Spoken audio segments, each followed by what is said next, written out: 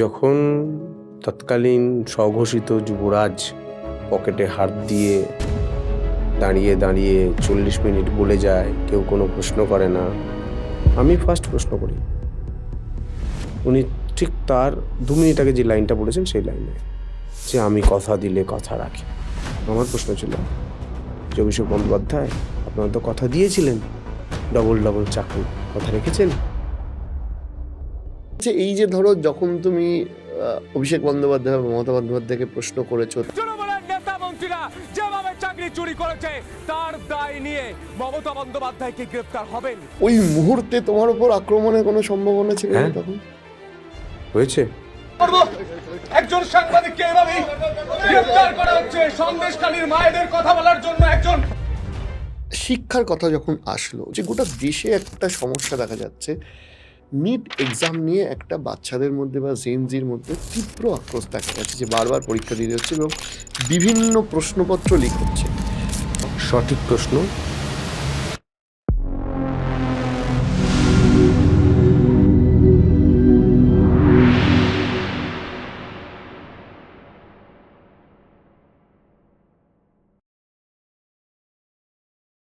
মমতা বন্দ্যোপাধ্যায় বা অভিষেক বন্দ্যোপাধ্যায়কে প্রশ্ন করার জন্য কি তোমার বিরুদ্ধে কেস হয়েছিল? হ্যাঁ, প্রচুর প্রশ্ন করার কেস। হ্যাঁ, মানে কি কেস দেবে, কেসের কপি আমি যদি নিয়ে আসতে পারতাম, আমি জানতাম এত কেস নিয়ে কথা, আমি নিয়ে আসতাম, দেখাতাম। আমাদের অ্যাডভোকেটরাও হাসাহাসি করতেন যে কি কেস দিয়েছে। আমি শিয়ালদা স্টেশনে একটা প্রোগ্রাম করেছিলাম, সেই প্রোগ্রামে একটা ট্যাক্সি ছিল, আমি ট্যাক্সিকে রেন্ট নিয়েছিলাম এবং বলেছিলাম যে আমি ট্যাক্সির মাথায় উঠবো। বললো হ্যাঁ উঠুন। উনি সহযোগিতা করলেন ধরতে, পুরো ক্যামেরা রেকর্ড আছে। উঠলাম, শো করলাম।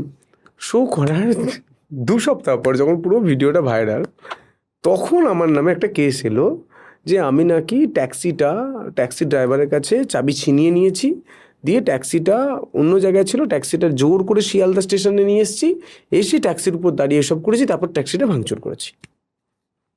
আপনি কি বলবেন? এনারা কেস সাজাতেন, গামলা মামলা সাজাতেন, কিন্তু একটু তো বুদ্ধি খরচ করুন। অন্য কিছু বলতে পারতেন, যে জোর করে ট্যাক্সি নিয়েছিল, ট্যাক্সির টাকা দেয়নি, বা হচ্ছে মারধর করেছে অন্য জায়গায় নিয়ে গিয়ে। আমি তো ড্রাইভ করতেই পারি না, তো ট্যাক্সি আমি কি করে চালাবো? এবং সব থেকে একটা সুইটেস্ট পার্ট বলি, ট্যাক্সি ড্রাইভার তিনি নিজে অভিযোগ লিখেছেন ইংরাজিতে, খুব সুন্দর ভালো হাতের লেখায় লিখেছেন এবং সিগনেচারটাও করেছেন খুব সুন্দরভাবে ইংলিশে। আমার অ্যাডভোকেট দেখে বললেন যে ওই ট্যাক্সি ড্রাইভারকে আমার একবার দেখতে ইচ্ছা হচ্ছে, আমাদের প্রচুর অফিসের কাজ থাকে, ওনাকে যদি আমি ট্যাক্সি চালানো বন্ধ করে দিয়ে মোটা মাইনের চাকরিতে রাখি, উনি কি থাকবেন? অফিসারকে বলেছিলেন, অফিসার উত্তর দিতে পারে। অফিসার বুঝে গিয়েছে যে কি পয়েন্ট ধরে নিয়েছে, নিজের সিগনেচারটা পর্যন্ত ওকে দিয়ে করায়নি।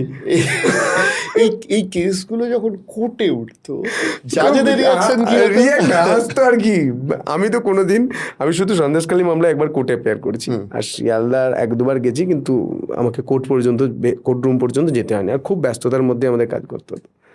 তো বিচারপতিরাও আসতেন, বলতেন যে কেস এসছে, আইন তো সবার জন্য সমান।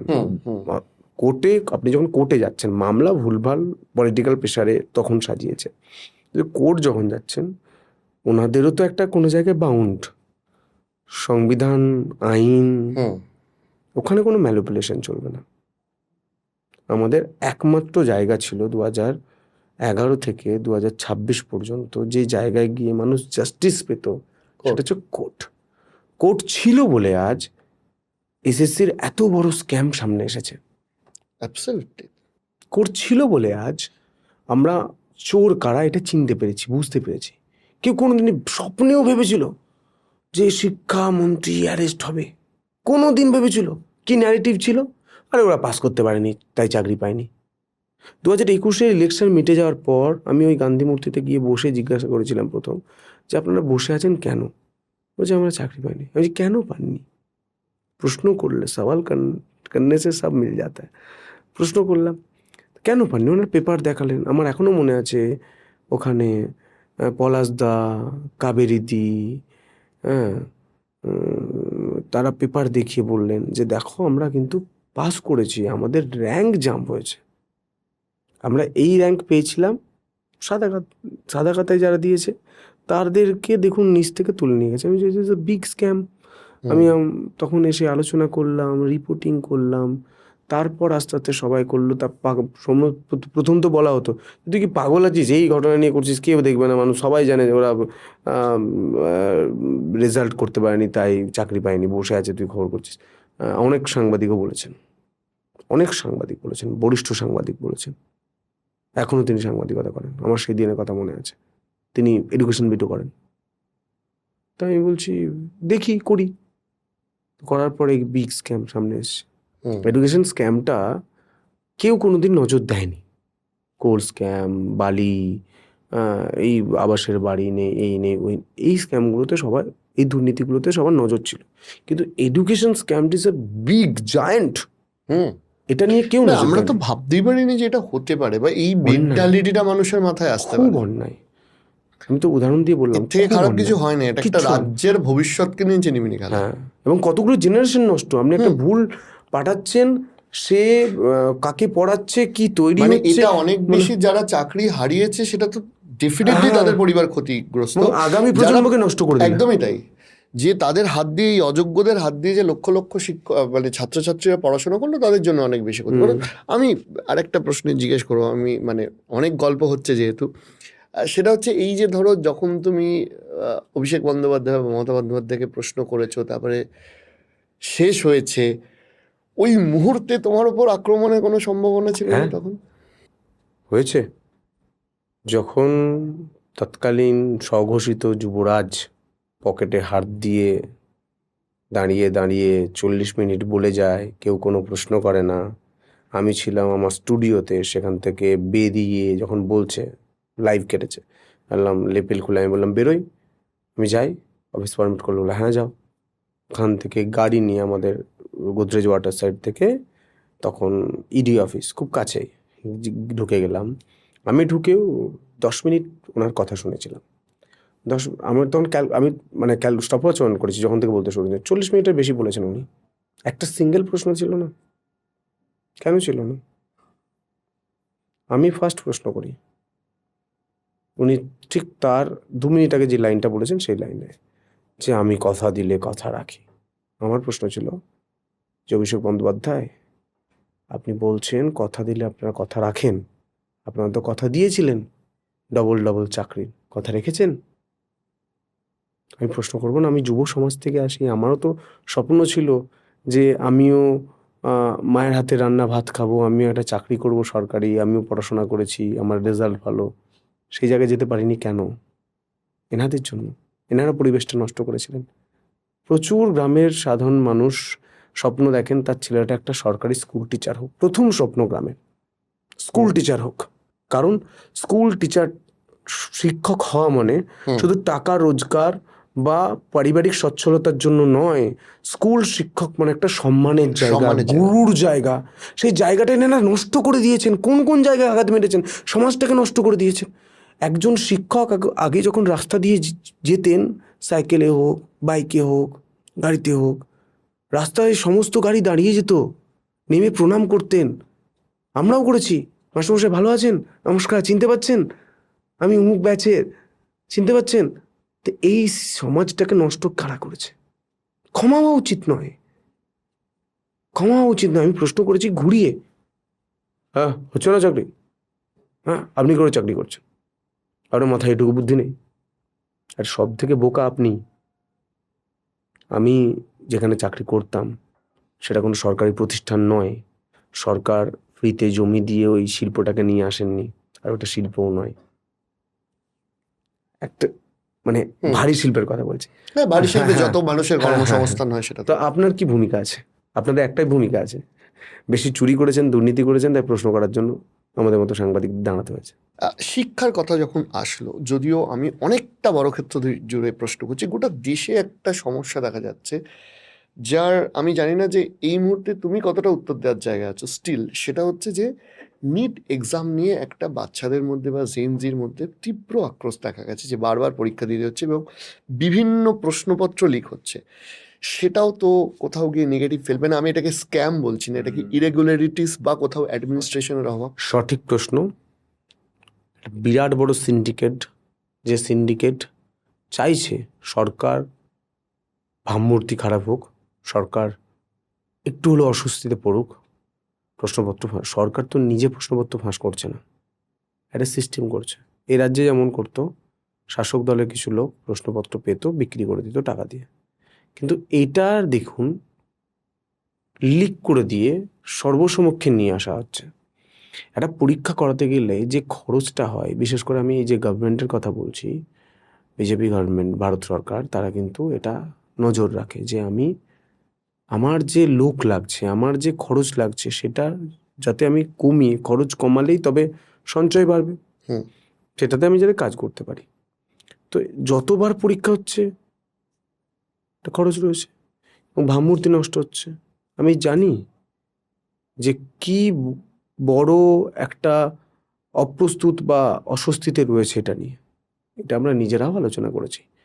এই যে সিন্ডিকেটটা চালাচ্ছেন, যারা ভেবেছেন কিছু স্টুডেন্টকে আমি ওই জায়গায় বসিয়ে দিলাম, হিরো শিক্ষক নিজেকে ভাবেন, তার নামে বড় বড় ব্যানার পড়ে,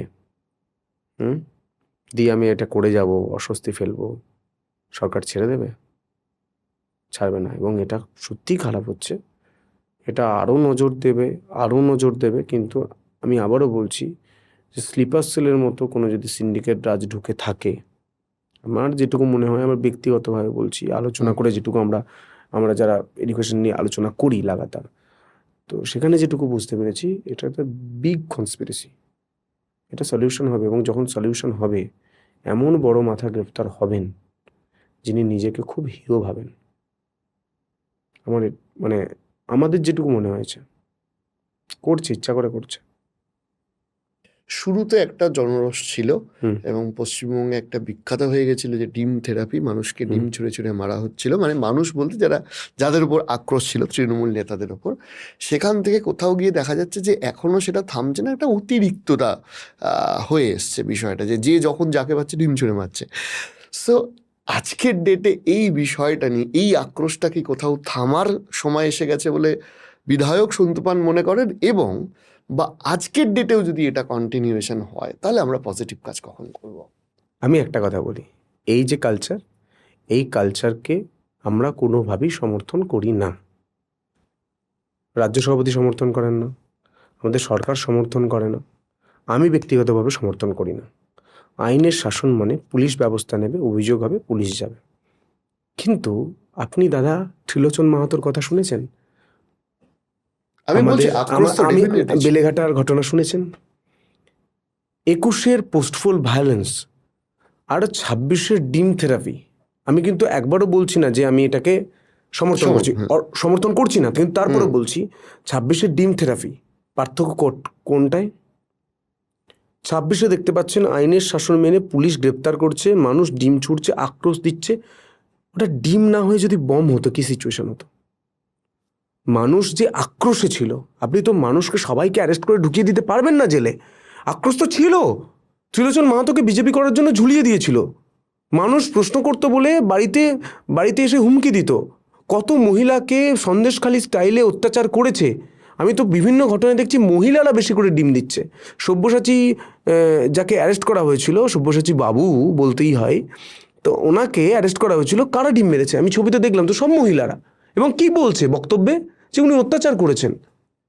এরা মহিলাদের উপর সব থেকে বেশি অত্যাচার করেছে। আমার তারকেশ্বর বিধানসভাতেও 2 জায়গায় 2টো ঘটনা ঘটেছে। আমি সঙ্গে সঙ্গে ফোন করে জানার চেষ্টা করছি যে আমাদের কেউ ছিল। এটা যদি হয় তাহলে কিন্তু আমি অফিসে গিয়ে দেখে নেবো এটা। বলে না দাদা, আমাদের কেউ ছিল না। আমি বলছি ভিডিও পাঠা, পুরো গোটা সংবাদ মাধ্যম ছিল যারা। বললাম ভিডিও দিন, আমি ক্লিন করে আমার দপ্তর থেকে দেখলাম যে আমাদের কোনো কর্মী ছিল কিনা। থাকবে না, কারণ আমরা এটা সমর্থনই করি না, আমাদের রাজ্য সভাপতি সমর্থনই করেন না, আমাদের পুলিশ মন্ত্রী, মুখ্যমন্ত্রী সমর্থনই করেন না। মানুষ করছে। কিন্তু আমি আবারও বলছি, গুলির জায়গায় যদি ডিম ছোঁড়ে, ডিমের ঘা খায়, বমের জায়গায় যদি ডিমের ঘা খায়, তাহলে আপনাকে ভাবতে হয় সত্যি পরিবর্তনটা এসেছে, রামরাজত্ব প্রতিষ্ঠা হয়েছে। এই যে ধরো, যখন তোমাদের একটা সাংবাদিক হিসাবে কাজ করতে চ্যালেঞ্জের মুখে পড়তে হচ্ছে, তখন একটা পরিবেশ ছিল। আজকে সরকার পরিবর্তন হয়েছে, কিন্তু যখন দেখা যায় যে সমস্ত এমপিরা তখন এই সাংবাদিকদের নিয়ে প্রশ্ন করতো, বা তখন এই বিভিন্ন আন্দোলনের সময়ও তৃণমূলের ফেভারে কথা বলেছে এবং বিজেপিকে চরম সমালোচনা করেছে, তারা যখন ইন্ডিয়ার পাশে বসছে তখন একটা খারাপ লাগে না? তাহলে আমি যদি জিজ্ঞাসা করি সাধারণ মানুষ হিসেবে, নট আ পলিটিশিয়ান, যে আমরা যারা দেখছি তারা তো প্রশ্ন করতেই পারি যে এটা কিসের পরিবর্তন হলো? আমি কাকলি ঘোষ দস্তিদার থেকে আরম্ভ করে এন্টার একটা বড় সংখ্যাকে বলতে পারি। একদম ঠিক বলেছেন।